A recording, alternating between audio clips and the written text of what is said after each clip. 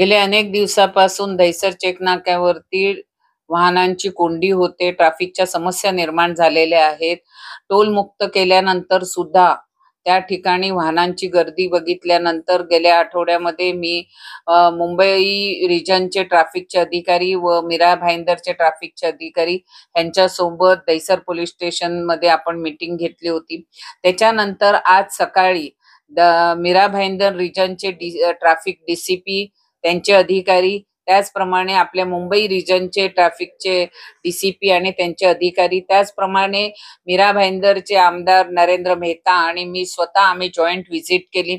सदर व्हिजिटमध्ये टोल नाक्याचे अधिकारी होते, DCP traffic Mira Road, DCP traffic Mumbai Dahisar, त्याचप्रमाणे मुंबई महानगरपालिकेचे अधिकारी, मेट्रोचे अधिकारी, अशी संयुक्त आम्ही पाहणी केली.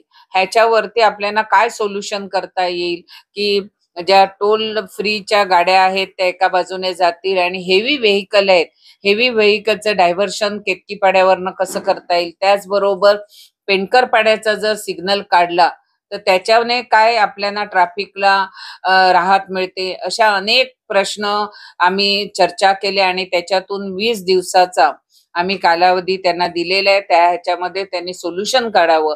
20 दिवसात जर हा प्रश्न सुटला नाही तर वरिष्ठ अधिकाऱ्यांसोबत मीटिंग घेऊन हा प्रश्न आम्ही सोडवण्याचा प्रयत्न. रास्ते सुबह काम पे जाने वाले को बड़ी तकलीफ होती है, आधा आधा घंटा यहाँ टोल नाके पे लगता है।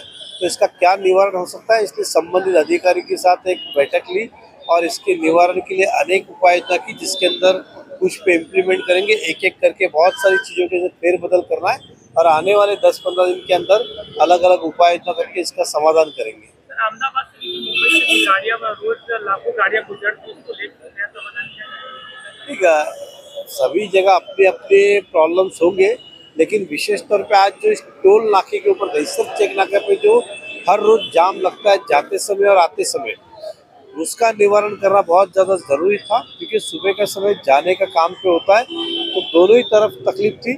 उसका निवारण हेतु आज हम सब बैठक लाए थे, अलग अलग विभाग के लोग थे, तो आज उसमें कई बातों पर चर्चा हुई, सकारात्मक चर्चा हुई।